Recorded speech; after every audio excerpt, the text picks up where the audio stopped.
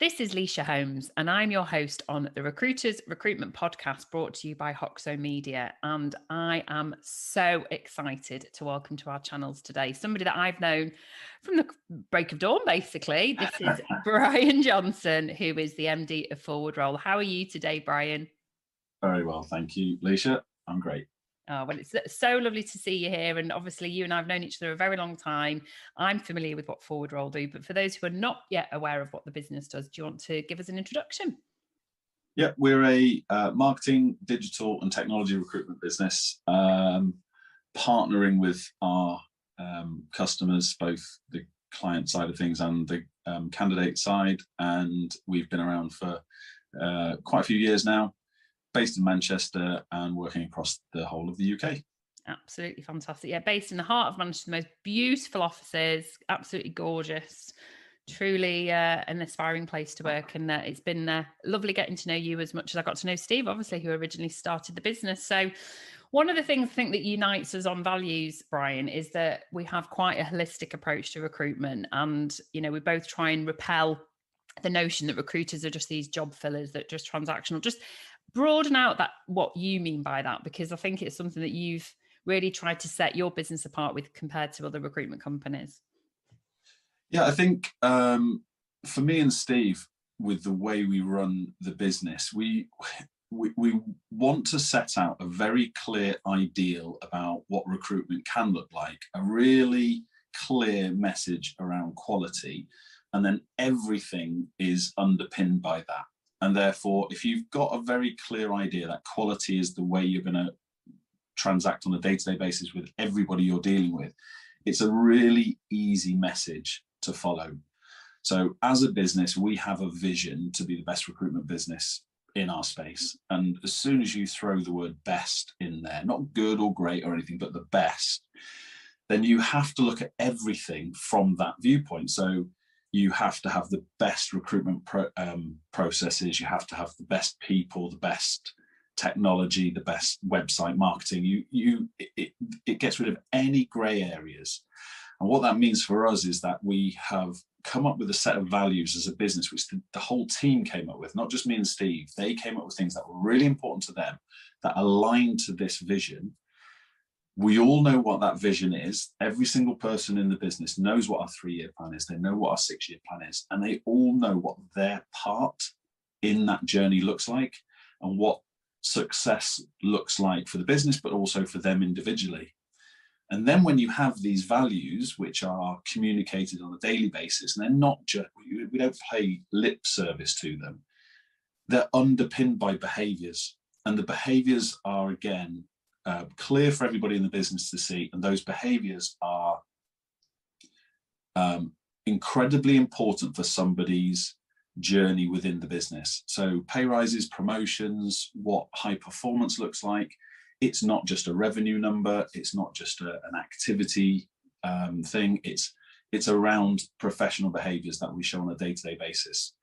And because we have this mission, we've got a vision, we've got the values, we've got the behaviors, everything is aligning behind these two things: a quality approach to what we do, a long-term approach to everything that we do,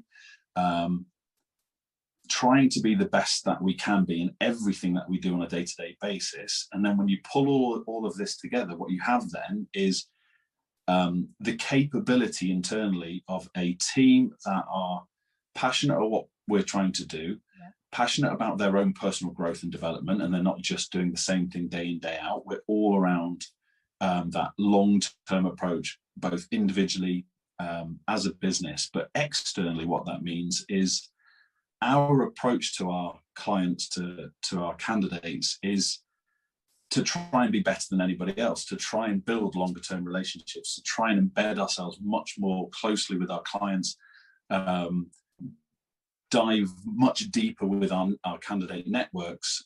So every single person in our business works a particular skill set, not a vertical market, not a particular area of industry or commerce, but a skill set. And what that means is that they are completely embedded in that network. So if it's PPC, for example, we have a couple of people, one person who just deals with PPC all day, every day, and somebody who's on maybe software engineering, .NET. That's all they do all day, every day, and they're the only people that they speak to, and they speak their language, and it becomes incredibly important for them. And I think we then align closely what our candidates and what our clients need. And like I said, it's a holistic approach, and it sounds very grand, but you can actually tie everything together. Yeah. That absolutely everything that we're looking at, our marketing, our brand values, our tone of voice, everything is aligned to what Forward Roll is about. And like you said, Steve set up the business quite a long time ago now, and we've built a reputation, I hope, that is around quality, and it is about relationships. And that is, again, it's underpinned by all the work that we do internally to make sure that the guys have got all the support they need, and they understand their position and their value in the business, and how that translates externally. I mean, everything that you've just said there is, I absolutely applaud that. I've known Steve since he was one person hiring a desk in Bolton opposite Warburton's. So that's how long I've known Steve. There's two observations from obviously knowing you as long as I have and partnering the business, but also listening to what you've just explained there. The two things: one, authenticity, because you can say holistic approach, but actually you all have to be authentic to yourselves. You're creating an authentic culture internally, but also externally for your customer. And then side by that is that you've created matter experts, subject matter experts in those areas, so that from their personal brand, whether it's the PPC recruiter that you've got or the one doing software development, or whether it's Python or whatever it might be, the people in their markets and communities know that they can go and trust that person, whether it's just benchmarking their own salary, whether it's the leader saying, what should we be paying? How we're going to attract people if it's skills short, how we're going to do more diversity and inclusion, which I know we're going to come on to. So I think I think the evolution of Recruiter, to keep up with that evolution, we can get all really complicated with it, or we can just listen to what Brian's saying, in that just be authentic and actually do what's right for your internal and external customer. So I think that thing, what you just said, do what's right. And I think internally it's about, I always say that my job is to hire the best people, give them the best tools to do their job, including training and development and all the other things that we need to be successful nowadays, and get out of their way. Yeah. And my job is to make people, do everything I can to make them famous, and then do everything I can to keep hold of them. Because there's two things, like make them the best people that they can be in the market, and then do everything I can to keep hold of them. Yeah, absolutely. It's, integrity is everything, isn't it? And, it's one of the most overused words in recruitment. And what does it actually mean? It's what Brian's just said and what I just said earlier as well. Do the right thing, but do the right thing by everybody, and actually having the bravery to do that, and not worrying about, it might mean you might not place that candidate, or, that person might want to move on and do something internal, whatever it might be, but do the right thing by those people. So I think, I absolutely champion a holistic approach. And I think as recruitment as an industry clearly has, come in leaps and bounds since COVID, we've all used it to our advantage, I'd like to think. Let's not forget that we are, a people-led service industry, and it should be more holistic. It's all about that human interaction. So thanks for that. So as we record this now, Brian, we are in May 2021. And we have obviously all experienced a drastic change in the sector and the industry. And in terms of transforming COVID, I think one of the things that we're going to talk about is how sort of the impact of what we do as recruiters will affect our external customer base. So where do you see our role as recruiters in terms of what we can do for our external customers? I think coming out of COVID, we had enough time to think about what we were doing and why we were doing it, and what the need was in the market. And a couple of things that became evident to us was the importance of equality, diversity and inclusion. It's the question we've been asked the most from our clients about what we're doing about it. About environmental issues, particularly from a candidate perspective, that became evident even with the people that I hire, about, the guys that we've hired have mentioned in the interview processes about responsible rewards and things like that. So because those conversations were happening, we decided to take them seriously. And there's a legal responsibility to ED&I, and absolutely we should be completely up to speed with what is acceptable, what's necessary.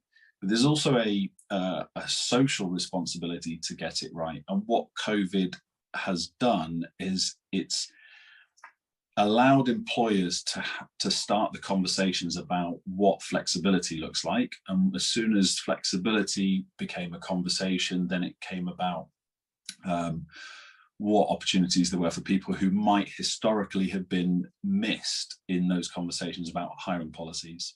Now, diversity is all about getting a mix of talent within your business so that you can innovate and you can come up with different ideas. You're not hiring the same people who are just going to tackle the same problems in the same way. And that innovation breeds growth and expansion. And that's what our market, Forward Roll, we're focused on digital transformation, whether that's the big companies who are retail trying to go online and doing it properly, or fintech or high growth tech businesses. Digital transformation needs innovation. And if we're having conversations around diversity, then that can only be a good thing from all points of view. So at the beginning of the year, we engaged with Mel Venner at Instinct, who has taken our whole business through a whole series of training sessions. She's been deeply embedded in our business from a paperwork point of view, making sure that we're completely approaching everything from the right way, helping us with the language. And what that means is actually we've start to capture data at the relevant points so that we can draw insight and use that insight to what the candidate pools look like and the diverse backgrounds and capabilities, so that we can better educate not just ourselves, but also our clients. So it helps candidates, obviously, because more candidates are being considered for more jobs. Helps clients because they get to understand their talent pool better and gives them access to a more diverse workforce. And it helps us, obviously, because it more deeply embeds us with our relationships with our clients, because we can start to talk to them about what type of people they're attracting, and over a period of time they build up a picture. And I think, a lot of this is about unconscious bias or blind spots. Well, you can't tackle those things unless you have the data, and unless the process of how you look at the market is deeply embedded in your DNA and the way you do things on a day-to-day basis, you're just not going to know that. No. So it's one thing to say you're going through training to help with unconscious bias. That's a plaster. We're talking about having this conversation with the whole team all day, every day. And it's not been driven by me or Steve, it's been driven by the whole business. This is what the consultants want. They're the questions that are coming into them. And we are, again, it's a holistic approach to what we're doing, but it's actually just what we're doing. And I can't stress enough, I know there's a legal responsibility to make sure we're doing it right, but there's a social justice part of this, making sure that we're doing it for the right reasons, and then everybody benefits. Yeah, definitely. And actually, if you look at the demographic of sort of the people that you're hiring in, if they're of they're younger people, this is really important to them. I think if we're just thinking about our recruitment listeners, what's important to you now? Is it necessarily your bank balance, or actually is it what you're doing for the community? Is it diversity and inclusion? Is it we're going to come on to climate change? These are the things that actually matter to the next generation coming through. I'm the parent of 2 teenagers, and these matters of social justice are so prominent to them. So I think you mentioned there, it isn't just about following the data. It's about having these conversations, real conversations, and educating people. And, yes, we have a legal obligation, don't we? That's our role as recruiters. We're here to consult, but actually it's in talent short pools, which you're all talent short pools. I'm in a talent short pool. We have to diversify. It's the only way you're ever going to get somebody in that seat. It's as simple as that. So it comes down to basic economics as well. There's a commercial impact if you're not diversifying. I think there's an obligation all around. We've just got to, it can't just be a conversation anymore. Actions speak louder than words. Yeah. It's just. I was going to say that. And I forgot to say it. If you're not passionate about it, then you can kind of play pay lip service to it, and we're just not going to do that. And I think what you said a second ago around, and I mentioned the environmental side of things. That's another thing which the two facts that I remember is 85% of Gen Z say they make environmental decisions. They make decisions based on environmental concerns, and 50% of all applications will look at how a company responsibly rewards their staff. And these are two facts that are out there in the world. And the green environmental aspect of things was another thing that drove us to come up with a product that we genuinely think is the first in the market. And Steve has been instrumental in this in particular, in coming up with a green talent solution where we talk to our clients and say that they can offset the carbon footprint of every new employee for 12 months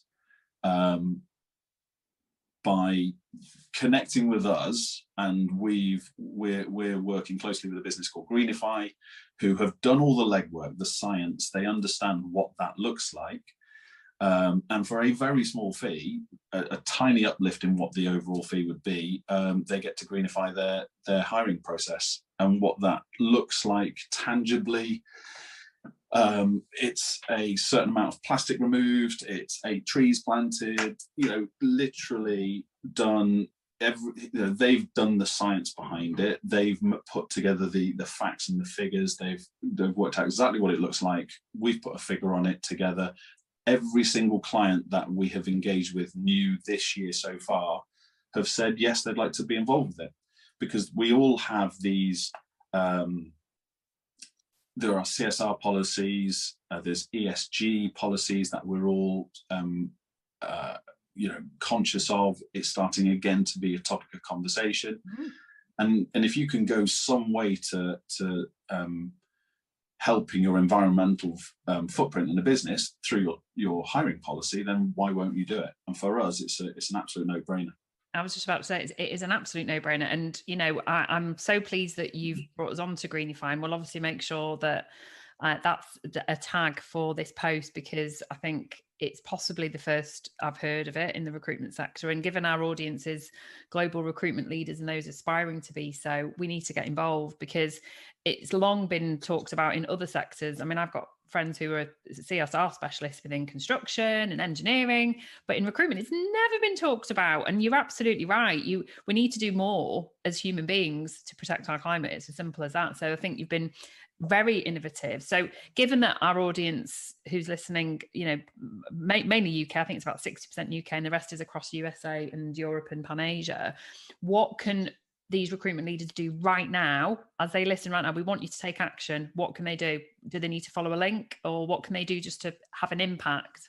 Well, Greenify Talent is something that we've developed in partnership with Greenify, who are a global business who have all the right credentials across the world to make sure that they are partnering with all the other businesses, all the other companies that are doing the different things. So there's one organization who does the tree planting globally. There's one organization that really focuses on plastic, for example.